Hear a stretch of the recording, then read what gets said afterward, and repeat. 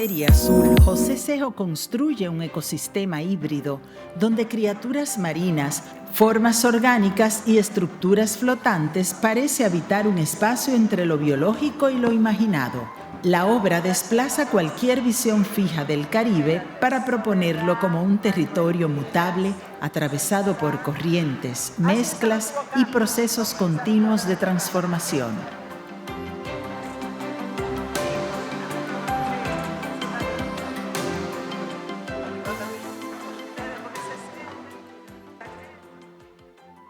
Thank you.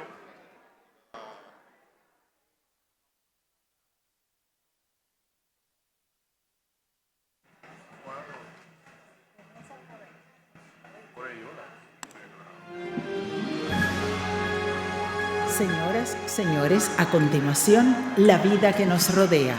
Soledad Álvarez de República Dominicana, Manuel Vilas de España y Cezanne Cardona de Puerto Rico conversan con José Enrique del Monte de República Dominicana. Analizan cómo la vida urbana y sus transformaciones inspiran la narrativa contemporánea.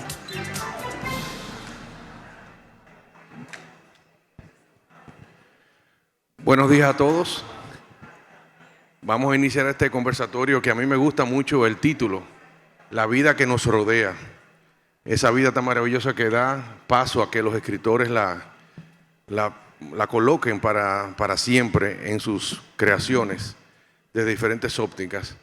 Y en este caso vamos a hablar de la vida urbana, cómo la vida urbana y sus transformaciones inspiran la narrativa contemporánea. Y creo que es inevitable porque la ciudad hoy es un protagonista de todo.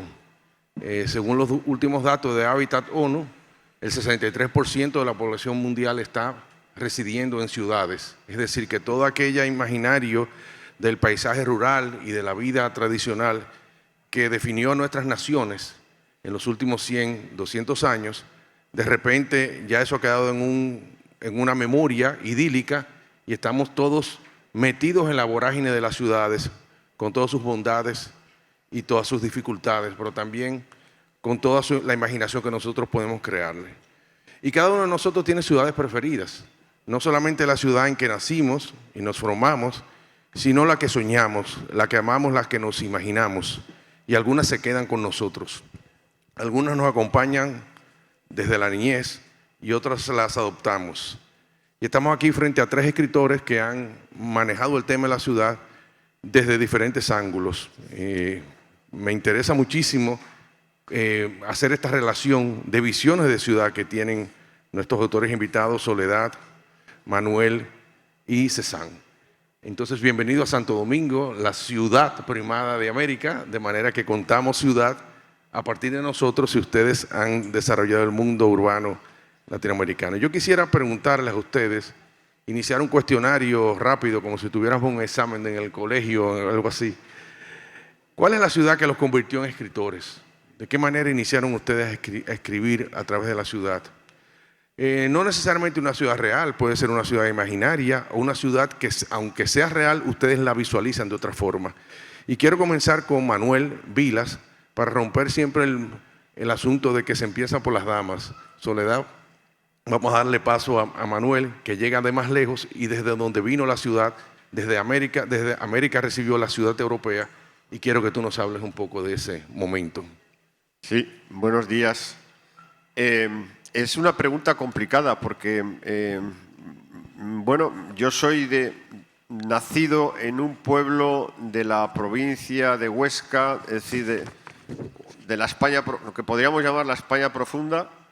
Yo no soy madrileño, digamos que mi origen de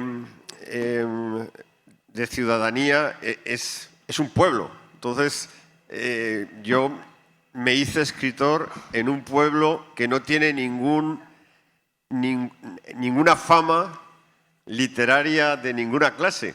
Entonces, claro, yo no me hice escritor, no sé, en Nueva York, o en Madrid, o en París, sino en un pueblo de cuyo nombre no quiero acordarme. ¿Qué diría? Yo me hice escritor en un pueblo de cuyo nombre no quiero acordarme. Pero sí que me quiero acordar, claro, porque es el pueblo de mis padres. Pero sí viene al caso para explicar una cosa que es muy interesante, que en realidad, bueno, uno no elige dónde nace, ¿no? Y yo nací en un pueblo que a priori no tenía no tiene nada de particular, es de una extremada normalidad. Quizá la literatura... Tenía sombra para el coche, que tú decías ayer. Sí, eso sí. Lo maravilloso tal vez de la literatura es la capacidad que de repente, bueno, de un pobre adolescente que nace allí, en un pueblo sin ningún lustre literario y de repente, pues a través de la imaginación, de la fantasía, pues convierte su anodino pueblo. En realidad mi pueblo yo nací en el año 62, en un pueblo en pleno franquismo, en un pueblo donde lo que había eran militares y curas y monjas. O sea, era lo que había en mi pueblo. O sea, realmente, si tú te fijas, que yo haya salido escritor en un pueblo lleno de militares, monjas y curas, es un milagro. O sea, es un triunfo de la literatura, porque yo debería ser militar o cura y he salido escritor. O sea, ¿a quién le debo este milagro? Pues no sé, a Cervantes. César, en el caso tuyo, tu ciudad fundamental, ¿cuál? Bueno, saludos, buenos días, un gusto estar acá. Bueno, en mi caso es complejo porque pues, nosotros los puertorriqueños tenemos muy claro que nosotros no tenemos una ciudad, lo que tenemos son un ensayo de ciudad. Por las dos intervenciones, ¿no? Hemos sido conquistados 2 veces y siempre tenemos, ¿verdad?, proyectos inconclusos. Hay un ensayo tipo cuento satírico que a mí me gusta mucho, que se llama Puerto Rico visto pues, con espejuelos por un cegato, de Alejandro Tapia Rivera, que precisamente es el relato de alguien que está viendo, es un relato de 1876 y está leyendo un diccionario geográfico a Puerto Rico y una descripción maravillosa, hay bibliotecas, hay tranvías, hay trenes, hay de todo. Y al final él descubre que sus espejuelos habían perdido los cristales. Y era una vana ilusión, ¿no? Nosotros siempre hemos estado soñando con tener una ciudad. A mí lo que me hizo escritor fue la casa de mi abuela. Digamos, incluso nuestra literatura muy abocada hacia la cuestión agrícola en un tiempo, pues no tenemos, ¿verdad?, un asunto de ciudad tan fuerte. Digo, siempre está, ¿verdad?, el viejo San Juan, pero es un lugar donde no podíamos vivir. Y donde siempre vivió cierta burguesía, ¿no? Entonces es complejo. Yo digo que a mí me hizo escritor la casa de mi abuela y el carro. Un poco los norteamericanos cuando llegaron se dieron cuenta que pues había que destruir el tren que daba vueltas alrededor de la isla, que habían instalado muy bien los españoles para trabajar con la caña, y destruyeron todo lo que había para traer carros. Así que, pues digamos, yo soy hijo de la casa de mi abuela y del carro de mi familia para ir a trabajar. Ese es mi concepto, ¿no? Ahora bien, sí hay un texto literario importante puertorriqueño que se llama La Guaracha del Macho Camacho.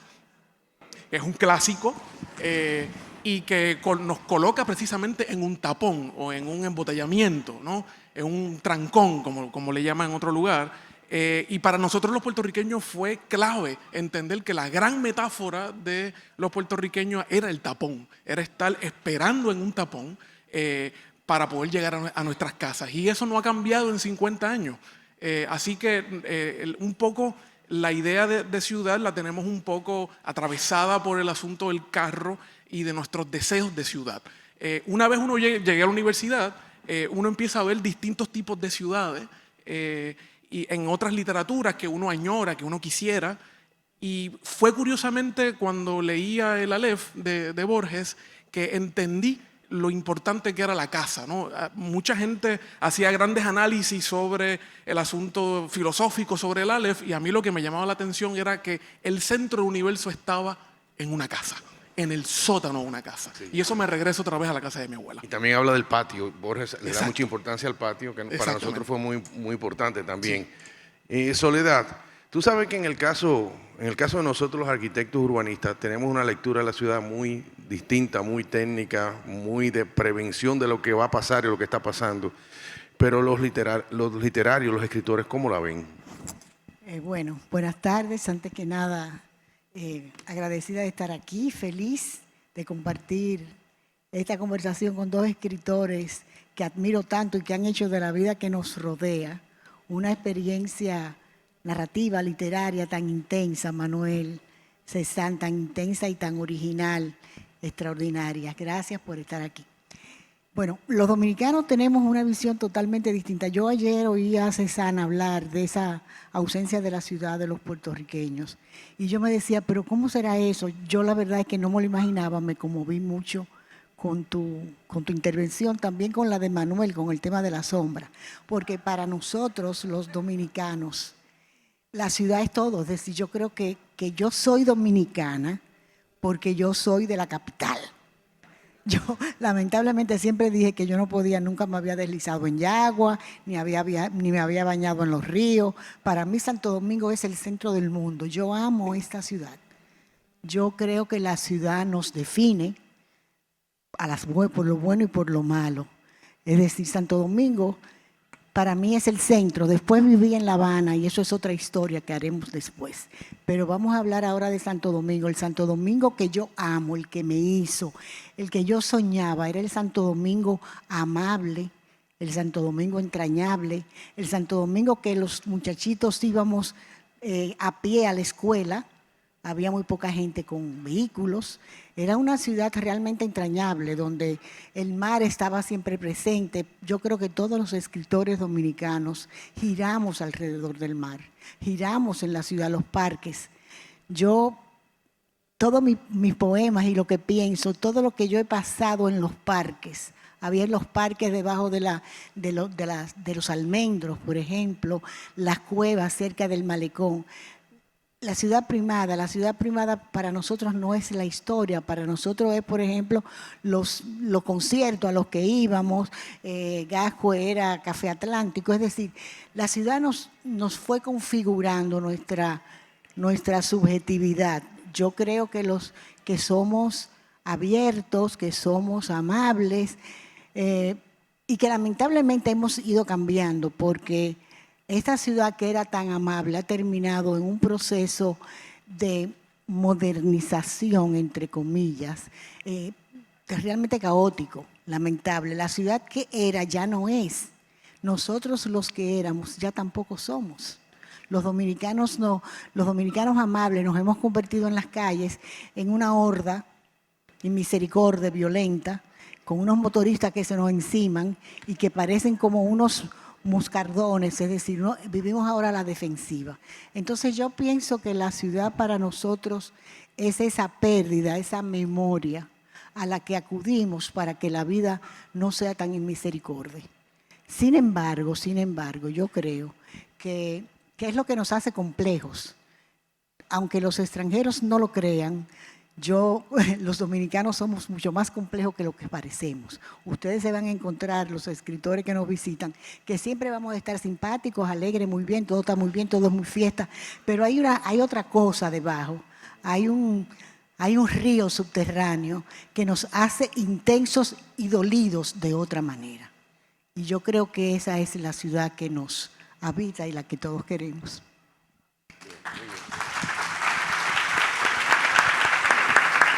Tú comenzaste con una frase interesante que es la transformación de tu ciudad. Esa ciudad donde tú, idílica tuya, de que tú evocas, ha ido desapareciendo, se nos va diluyendo en el tiempo y se va conformando de otra manera. ¿Y qué pérdidas importantes les han dolido a ustedes de sus ciudades como ciudadanos de su ideal de ciudad? ¿Qué pérdidas? ¿Qué echan de menos de sus ciudades? Manuel, puedes comenzar. Bueno, mi ciudad natal es Barbastro, es un pueblo, como he dicho antes, de 15.000 habitantes, un pueblo muy pequeñito de la provincia de Huesca, donde ocurrió toda mi infancia y toda mi adolescencia. Entonces, cada vez que regreso, lo que noto es la ausencia de muchas personas que ya no están, empezando lógicamente por mis padres, ¿no? Ya no está, tampoco están sus amigos. Todo el pasado de mi infancia ha desaparecido. Entonces, muchas veces yo paseo por las calles de mi pueblo y me da un vuelco el corazón, porque en cada calle hay un recuerdo de mi infancia, donde yo hice tal cosa con mis amigos, o bares desaparecidos a donde iba con mis padres. Toda una geografía sentimental que ha sido sustituida por otros espacios. Han derrumbado edificios de mi infancia, ahora hay otras cosas, hay otros negocios más modernos. Las tiendas antiguas han desaparecido también. Entonces, sufro de mucha melancolía y nostalgia cada vez que voy a mi pueblo. Pero de repente siempre aparece, ya claro, cada vez gente mayor, octogenarios o nonagenarios, que conocieron a mis padres y que me paran por la calle y me dicen: yo conocí a tu padre, y me cuentan una historia, etcétera, etcétera, ¿no? Pero el paisaje es un paisaje a veces casi como de novela de fantasmas, ¿no? Porque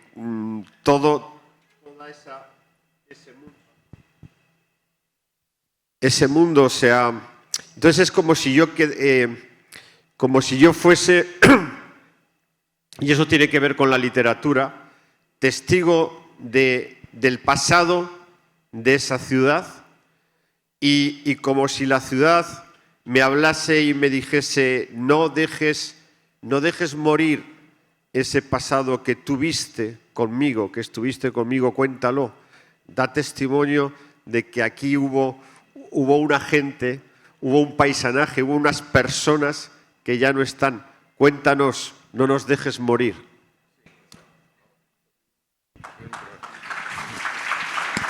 Precisamente porque tú has escrito mucho sobre desaparición de esas cosas que parecían permanentes en tu alrededor, tu mundo, ¿no?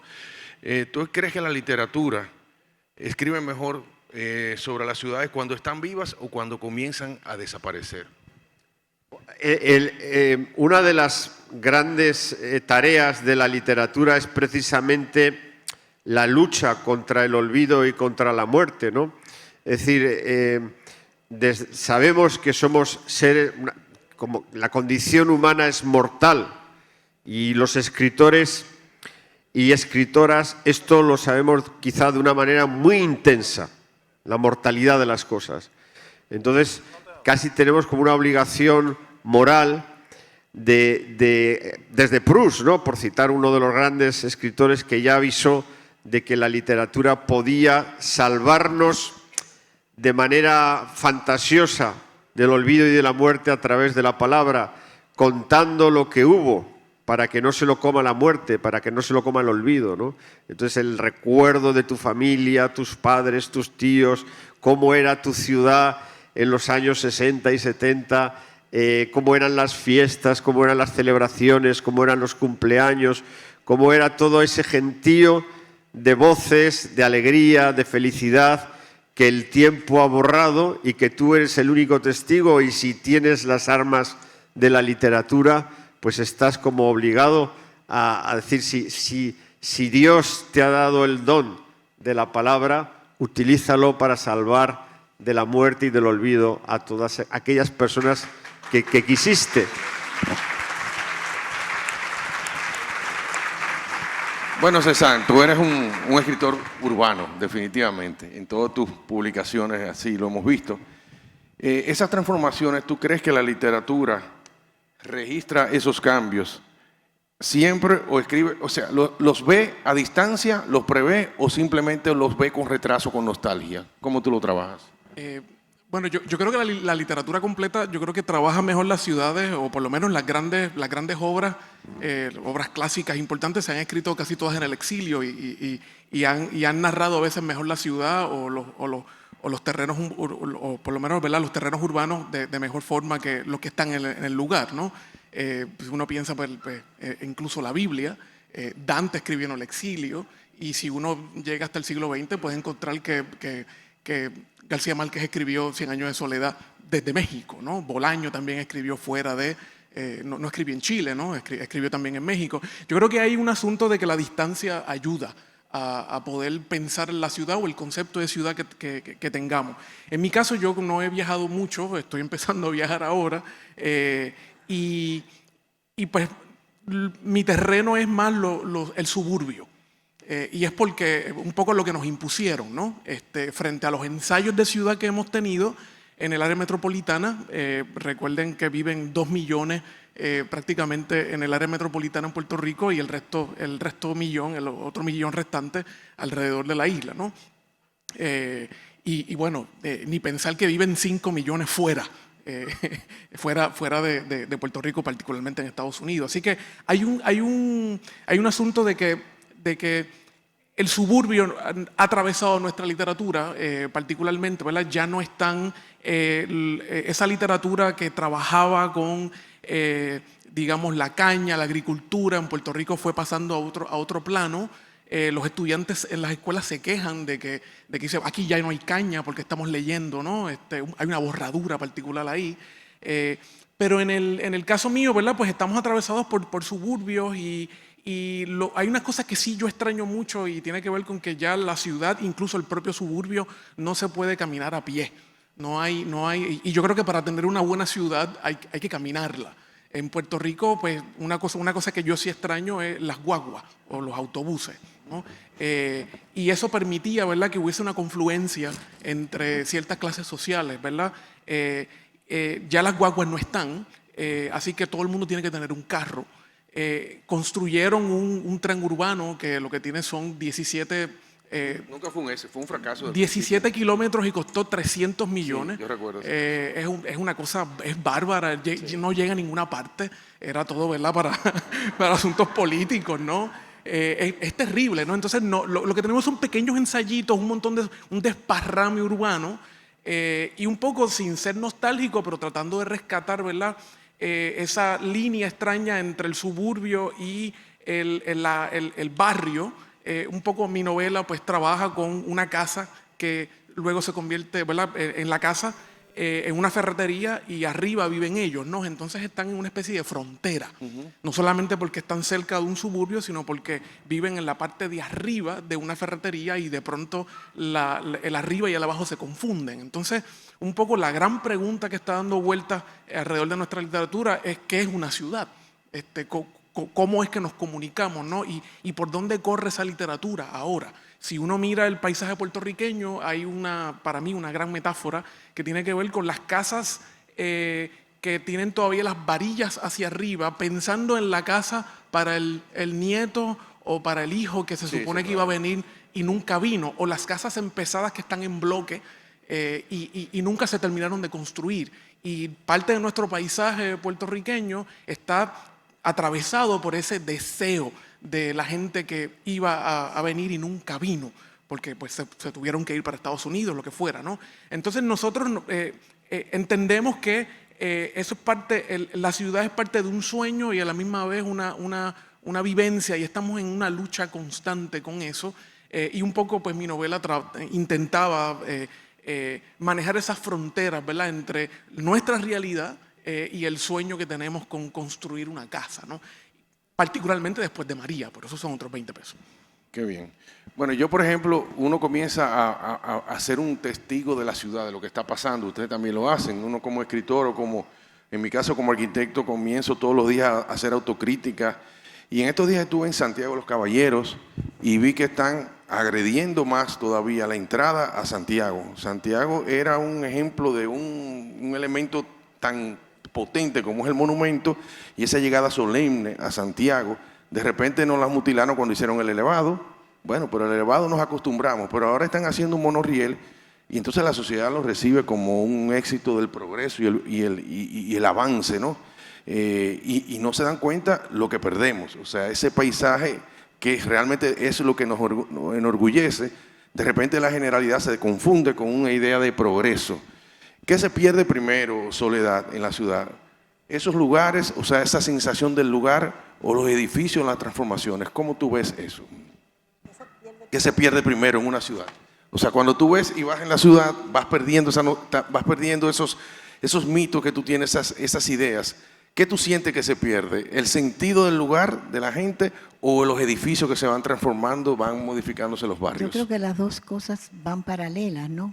Es decir, no podría decirte qué se pierde primero. Yo sé que en el caso mío, que yo perdí primero la ilusión quizás, perdí primero los espacios amables, la humanización. Siento que la ciudad de Santo Domingo, las ciudades son los sueños de la gente. Es decir, yo no sé dónde anda el sueño dominicano. Yo pienso que nuestra ciudad responde a lo que nosotros queremos ser, o por lo menos quizás no lo que nosotros queremos ser, pero sí lo que las clases dominantes creen que nosotros debemos ser. ¿Y qué debemos ser? Nosotros debemos ser una isla desarrollada, una isla moderna, una isla a la altura de Nueva York. Hubo un presidente que quería un Nueva York chiquito, no pensó que quisiera otra cosa, sino un Nueva York chiquito. Yo no quiero un Nueva York. Todo el mundo sabe todo lo que significa Nueva York para sus habitantes. Entonces, quizás lo que hemos perdido primero es esa capacidad de soñar realmente una ciudad humana, más amable, un entorno capaz donde seamos capaces de interrelacionarnos, de querer, de amar, de poder andar seguro por las calles. Y ahora lo que tenemos es una imagen de un desarrollo falso. Para mí, yo creo que estamos andando por caminos totalmente distorsionados. Y ahora retomando un poco esa idea, acercándola un poco a lo que hablaba Manuel, de esa cosa, de esa literatura que es capaz de soñar. Yo estaba pensando, nosotros, la narrativa dominicana, por ejemplo, nosotros tuvimos una narrativa rural fundamentalmente, es decir, tuvimos novela de la tierra, novela costumbrista, novela rural. Realmente la novela urbana comienza después del ajusticiamiento de Trujillo. Y justamente ahí los escritores dominicanos comienzan a reflejar la vida de la ciudad. Y ese reflejo de la vida de la ciudad en la narrativa dominicana es una ciudad de misericordia. El único que quizás todavía se acerca un poco a lo amable es Marcio. Bueno, Enriquillo no fue novelista, la poesía es otra cosa, estamos hablando ahora de la narrativa, pero Marcio, por ejemplo, recupera la vida del barrio. Esa vida del barrio todavía es una vida urbana, con todo humana, con todos los dramas, los sueños, las ilusiones de esos personajes.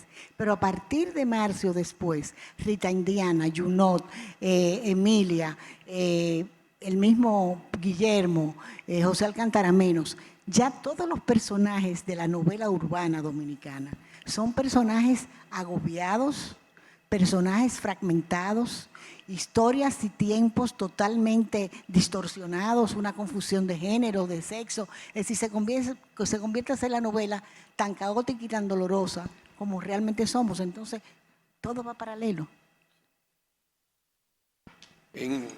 En sus novelas, por ejemplo, en el caso Manuel y en el caso de Cézanne, hay diferencias en el tratamiento de la ciudad. ¿Ustedes trabajan la ciudad como escenario o la ciudad como personaje?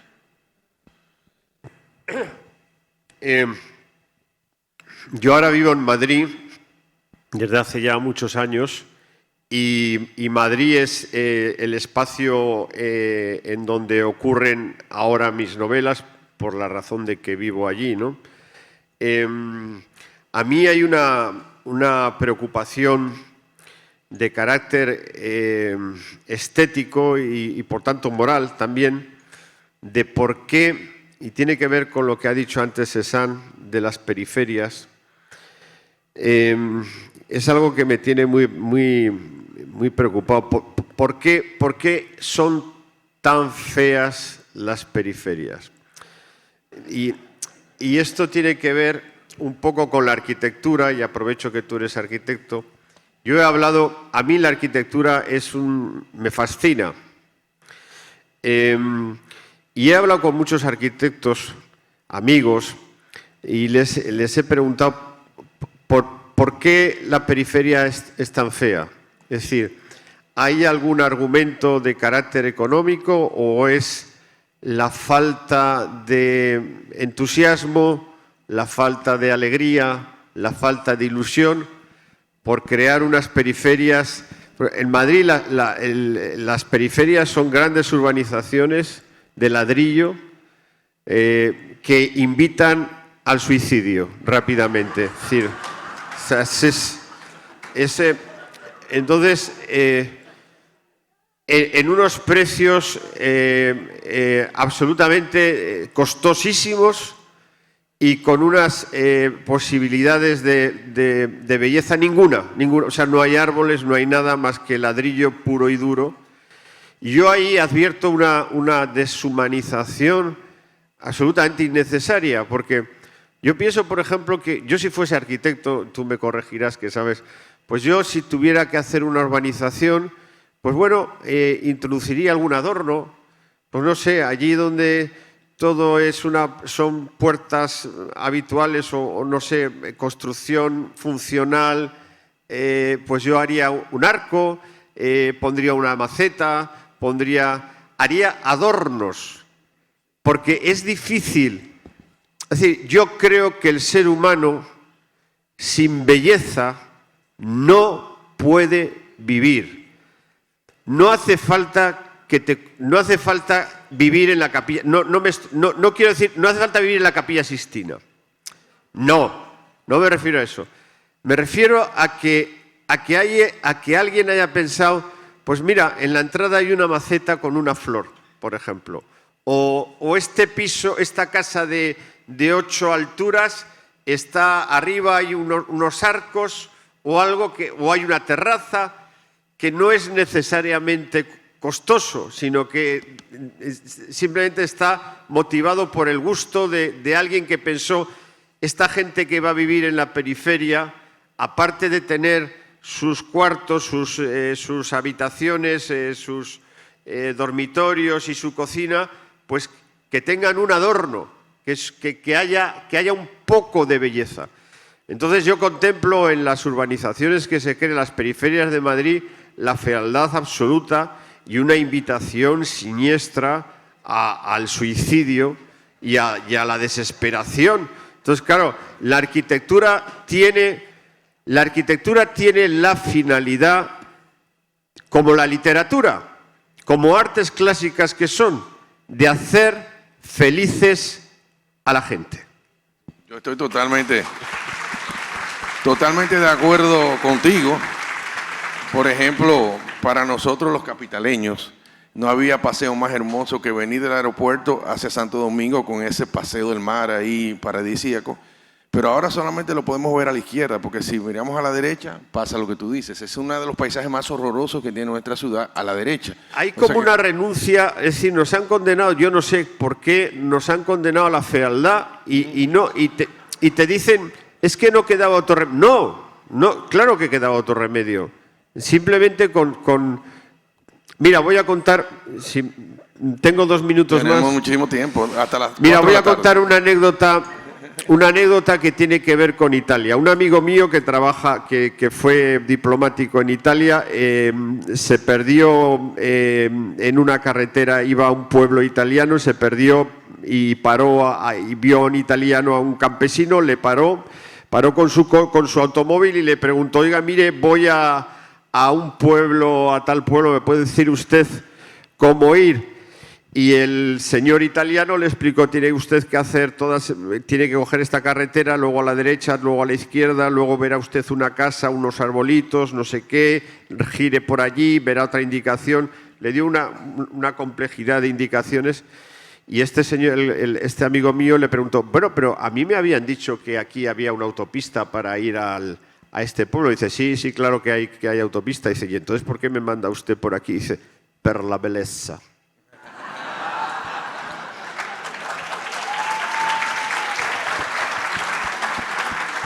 Bueno, un poco en defensa de los arquitectos, y aprovecho, si los arquitectos quisiéramos que todo fuera hermoso, bello y funcional, pero recuérdense que los grandes proyectos suburbanos y todo eso no lo hacen los arquitectos, lo hace toda una corporación que va midiendo todo el beneficio y el costo de las obras y al final somos víctimas de ese mercado. O sea que si los arquitectos nos dejan, quizás podemos hacer la ciudad de nuestros sueños, que estamos atenta entre nosotros. José Enrique, para agregar algo sobre lo de la fealdad, nosotros tuvimos, después del ajusticiamiento de Trujillo, un gobierno que fue el de Joaquín Balaguer.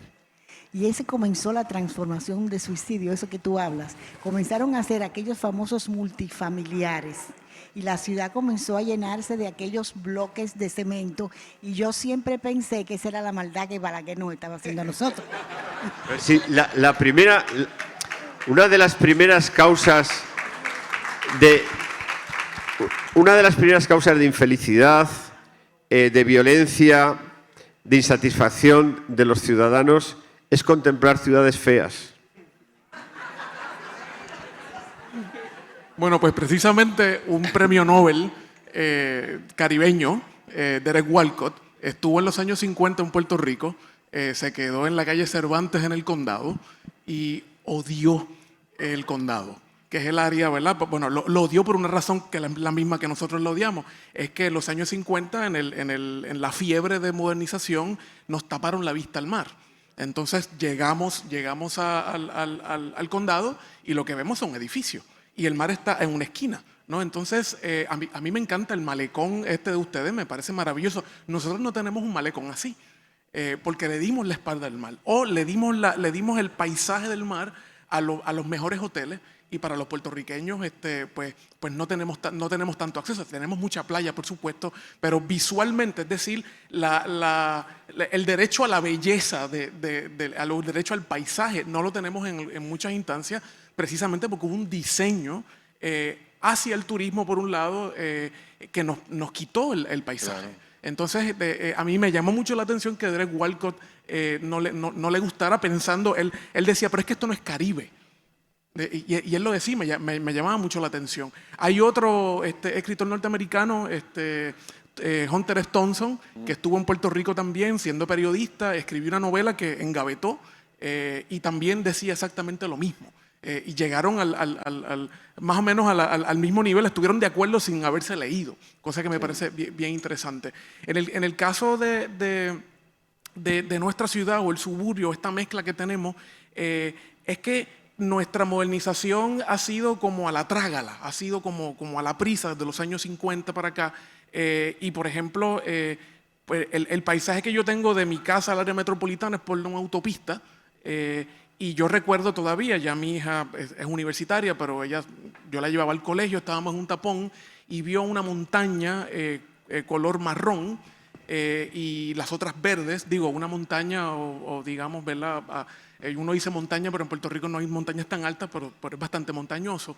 Y la vio marrón y dijo, ¿por qué esa montaña recién nacida versus las demás que no? Y yo le dije, mamita, no es una montaña, es un vertedero. Y ella fue la primera que me señaló el espacio alrededor de ese vertedero. Yo construí mi novela muchos años después y el vertedero es un personaje de la novela y cuando dijiste lo de personaje pues me la pusiste fácil porque ya alrededor del mundo lo que es un personaje no es ni siquiera Bad Bunny, es la casita y entonces digamos nosotros la ciudad es un personaje porque no tenemos otro remedio y un poco, ¿verdad? El espacio de las casas que se construyeron, sobre todo la marquesina. Yo he tenido que explicar en otros lugares qué significa eso, la marquesina, para poner el carro. En el caso de mi abuela era el lugar para tener matas, era el lugar para hacer fiestas, el lugar donde uno hacía, la primera vez que uno sacaba a bailar a una muchacha era una fiesta de marquesina, es el lugar donde uno pone los carros cuando viene el huracán, es el lugar donde uno se bebe el café. Así que la casa se convirtió, ¿verdad?, en una especie de mirada de una cercanía con la calle. Y eso pues convierte a las casas y a nuestra ciudad y nuestro suburbio en un personaje. Mire, me quedo contigo. En tus novelas,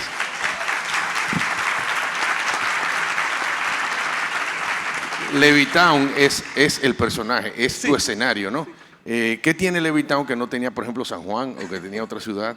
Bueno, es bien interesante el concepto de Levittown. Cuando William Levitt está construyendo los pequeños Levittown en el suburbio en los Estados Unidos a partir de los años 40, mientras yo estoy investigando sobre, bueno, por qué un levitano en Puerto Rico en los años 60, él empezó a hacer las construcciones para una clase media baja o para veteranos, y encuentro una entrevista del año 57 de la revista Times, donde él comenta algo que me llamó muchísimo la atención, que tiene que ver con la función de la clase media, particularmente, ¿verdad?, en Puerto Rico. Y él lo que comenta es que quien tiene una casa con 2 o 3 cuartos, una marquesina, un carro, un perro, no hace la revolución. Entonces, un poco la construcción de las clases medias. Por el perrito.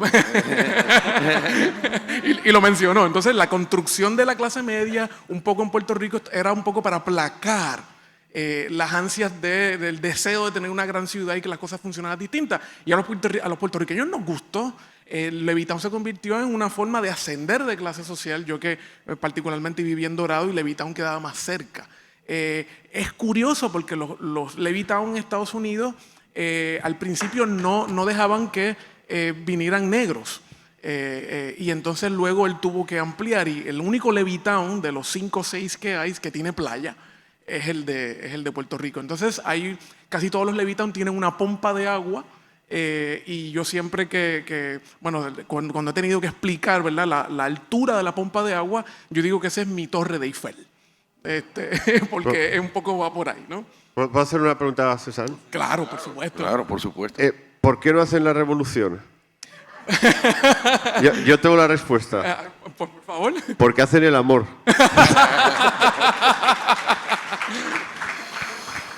Bueno, nosotros podríamos seguir hablando de nuestras ciudades y el tiempo se va agotando y no quiero perder la oportunidad de que cada uno me desarrolle su idea a partir de lo que voy a decir de cada uno. Hay una cita tuya, Manuel, que dice: todo aquello que amamos y perdimos acaba tarde o temprano convertido en memoria. ¿Convertido en? Memoria. En memoria. Lo dijiste tú, ¿eh? Solo escribí yo, sí, pues... pero no me acuerdo cuándo lo escribí.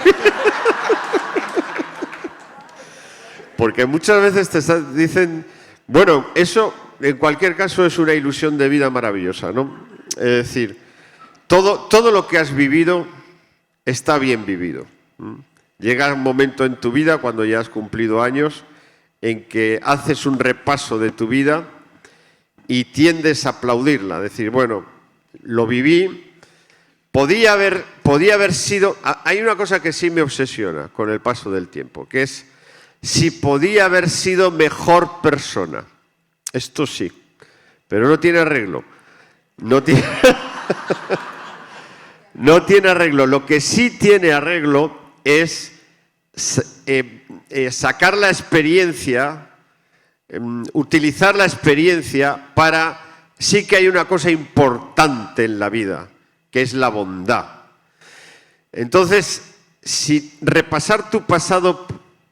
no puedes mejorarlo, pero sí puedes sacar una enseñanza, quiere decir, voy a ser mejor persona en el futuro, porque la bondad es el sentimiento y la emoción y la finalidad más importante de un ser humano, la bondad.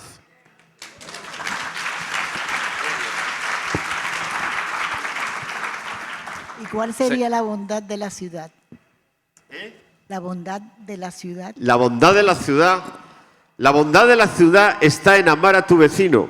Fíjate, a veces yo en donde vivo, en Madrid, muchas veces subo y bajo en el ascensor con vecinos. Y yo digo siempre, buenos días, vecino, en voz alta. Porque hay un momento en las ciudades en donde la gente ya ni se saluda. O sea, ¿qué cuesta decir buenos días y una sonrisa, no? Es un acto de cortesía, es un acto de amor. Hay vecinos que parece que coincidir contigo en el ascensor es como una cosa, como una desgracia, ¿no? Entonces, saludar a tu vecino, y hay vecinos que a lo mejor les dices buenos días y se sienten como atacados, como si les estuvieras robando. Y solo les estás diciendo buenos días. De modo que Hay actos en la vida individual de un ser humano que son bien sencillos y acaban siendo revolucionarios, como decir buenos días, por ejemplo. Pero yo pensaba que la bondad también era... Que la bondad de la ciudad también es... La bondad empieza en una sonrisa. Con una sonrisa, pero también de tener esos espacios de encuentro. Sí.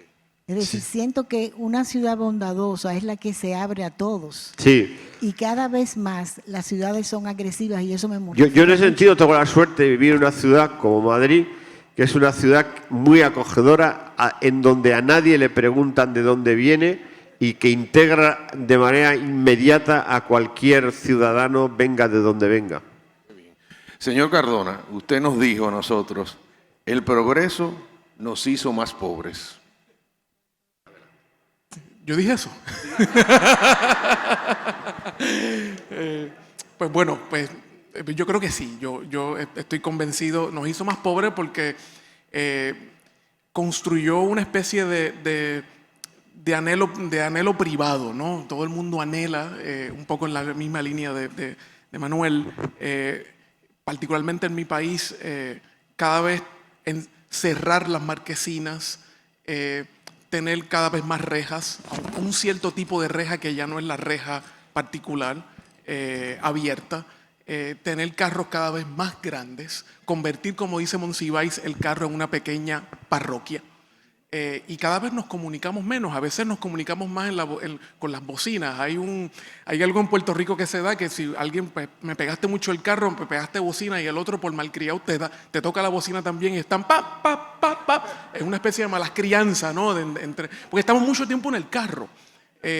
Y yo creo que sí, yo creo que esta arrogancia de que éramos y que la perla del Caribe, nos ha puesto en una situación, la crisis económica nos ha puesto en una situación compleja y difícil, y yo apuesto por pensar la ciudad y por pensar, o porque la literatura piense la ciudad, ¿no? Hay y la piense mejor. Hay un gran ejemplo que a mí me gusta citar, es el caso de Los ojos de los pobres de Baudelaire, que es un relato magnífico en donde Haussmann acaba de abrir la ciudad, ¿no? Amplió los bulevares, y hay una familia pobre que llegó a un café y él está todavía a las luces de gas, siglo XIX, y llega, Baudelaire, o el narrador, está con su pareja, y su pareja mira mal a la familia pobre, y a partir de ese momento él la deja, porque no pudo compartir el mismo asombro que tenían que ellos sobre la ciudad. Y cuando uno lee ese texto, uno dice, hay una solidaridad genial en Baudelaire, que uno pensaría, ¿verdad?, que es un escritor, el flaneur, ¿verdad?, que está un poco arrogante. No, él tenía mucha sensibilidad porque la ciudad fuera eso, la confluencia de muchas clases sociales. Y un poco, yo creo que la literatura siempre ha pensado eso, y me gusta pensar, ¿verdad?, que hay una cosa que me gusta mucho, que Kundera dice, que la literatura no progresa.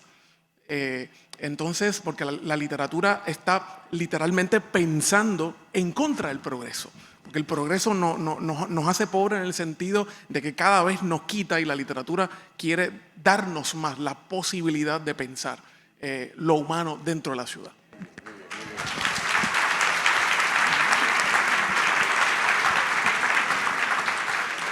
Soledad Álvarez dijo una vez, Santo Domingo no es solo la ciudad real y la ciudad histórica, existe también esa ciudad invisible.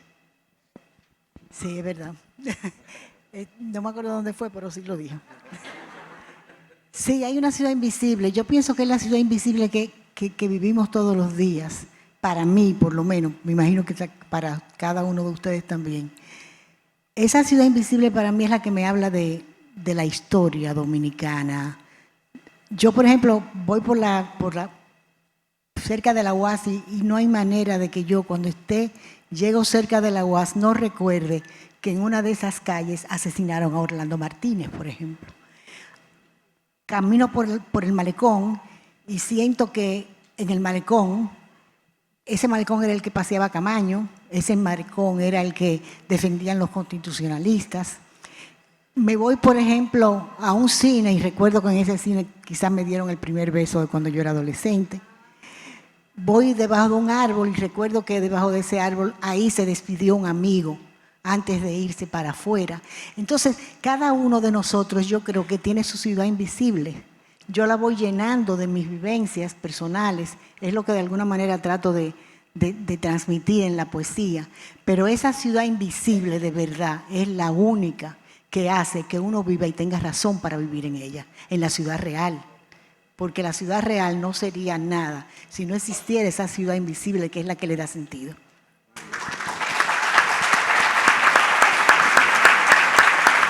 Yo creo que hemos sido parte de un conversatorio muy fructífero y muy aleccionador y además muy simbólico con todo lo que la literatura envuelve, ¿no?